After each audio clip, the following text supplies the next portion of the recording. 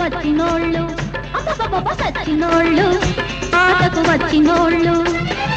గుడివాడ ఎల్లాను గుంటూరు పొయ్యాను